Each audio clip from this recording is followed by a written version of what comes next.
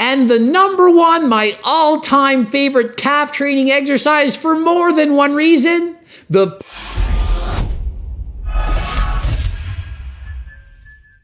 Coach Greg, and today another installment of the 3 best and 3 worst, and today we're focusing on the calf muscles. Unfortunately for most people, the calves are one of the hardest body parts to grow. And why is that? Unlike the fast twitch fibers, which are a lot easier to build, the calves have a lot of slow twitch muscle fibers, which are going to be slower than last time to grow. Unfortunately, I'm also someone who has a hard time growing my calves. But just because I don't have massive calves doesn't mean I don't know how to train them.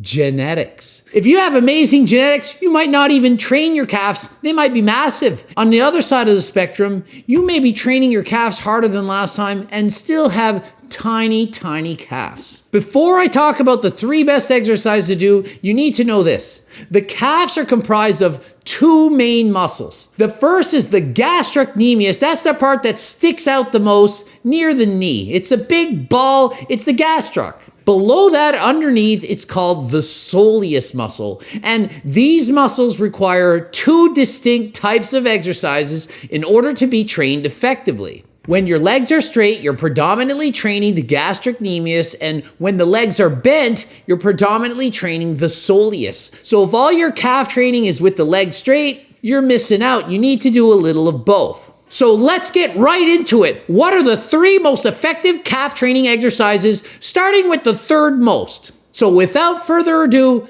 number 3. The 3rd most effective exercises is a seated calf raise. In doing the seated calf raise, you're focusing on the soleus, and just because the soleus is underneath the gastroc doesn't mean it's not going to add size to your calves. A larger soleus is going to make the gastroc look even bigger. When doing this exercise, take your time. Get a full range of motion and pause at the top for at least 1 second. The weight should then be slowly lowered on the eccentric, preferably at half the speed as you raised it, which is the concentric part of the motion. Start the weight in a very strict, controlled fashion. You do not need a heavy weight. When you then get tired, it's okay to cheat a little bit. Just don't cheat from the start. A lot of people make the mistake of adding too much weight at the start and using too much momentum, body movements, or pulling the weight with their hands.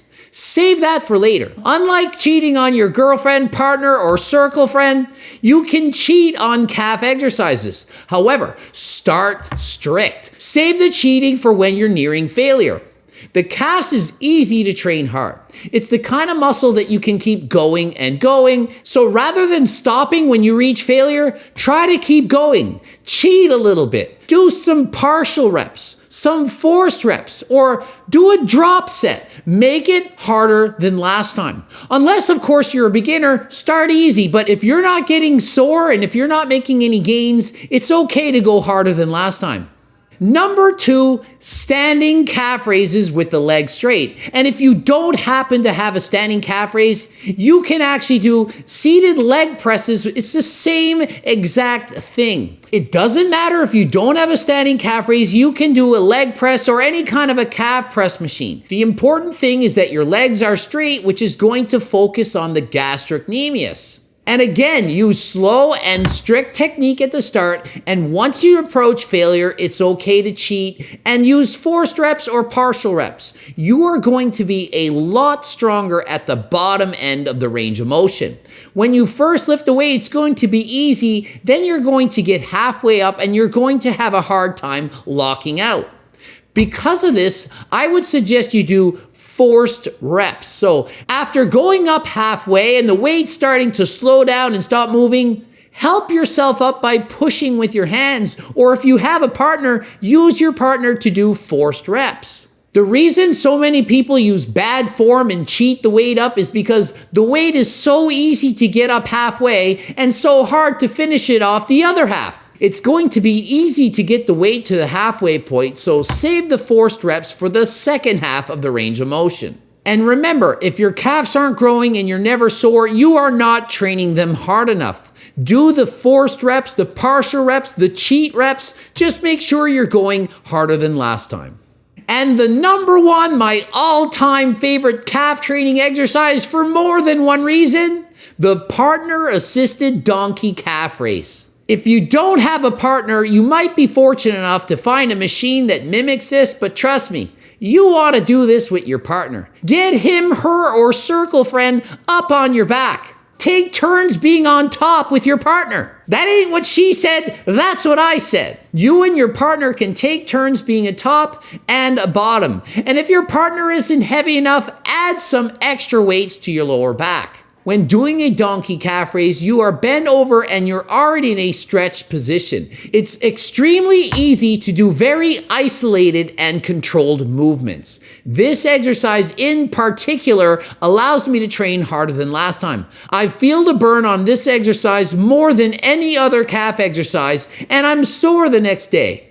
It's a hard exercise to do. I suggest everyone do these exercises. You might get the odd glance or the odd stare from people watching you exercise saying, shouldn't they be saving that from the bedroom? But no, this is a perfectly great exercise to do in the gym. Myself and Allie have done this a number of times in the gym. Used to do these all the time and post it. And even though I weighed over 200 pounds, she had no problem lifting me. I used to do these sitting on Allie's back and I was over 200 pounds. So trust me, it's a great exercise that a man, woman, or circle at any size can sit on your back. Well, not literally any size, but for the most part, most people can handle a significant amount of weight and do this exercise effectively. And what about foot position? On all of these exercises, it doesn't matter. It doesn't matter. Put your feet the way you want them. I normally place them straight ahead. Sometimes I angle them out slightly. Sometimes I rotate them in. But overall, it's not going to make any significant difference. So just choose the foot position that feels best for you and go with it. My calves have taken the blunt of most of the jokes saying, your calves are tiny, they're so small, blah, blah, blah, blah, blah.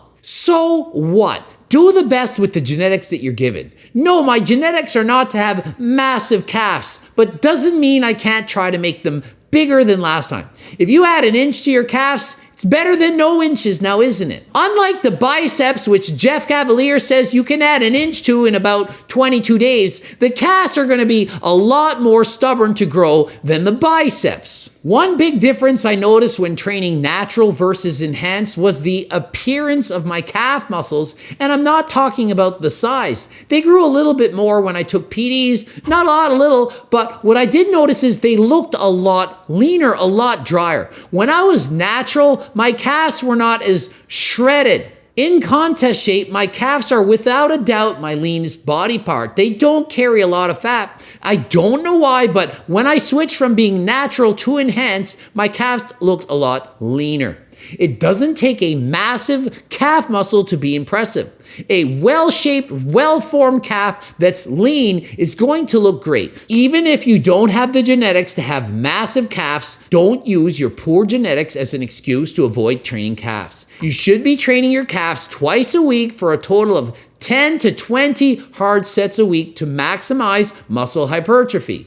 If you're training less than that and you're not sore, up the ante, train harder than last time. If you're doing 10 to 20 sets and you're never sore, try upping the intensity. There is always something you can do or something you can switch in your training to make it better. And before I go, I gotta give you the 3 worst calf exercises that you can do. And in no particular order, they are the side laterals, bicep curls, and the lat pull downs. If you're trying to build your calves and you're doing those exercises, you're probably not going to grow your calves, and I highly suggest you watch more of my videos. Ending it here. GregDoucette.com for coaching, Greg Doucette IB Pro. Blooping up the video over there. Hope you learned something from this. Be sure to subscribe to my newsletter, to buy my freaking cookbook and training book. Follow me on TikTok, Instagram, and until next time, I'm out.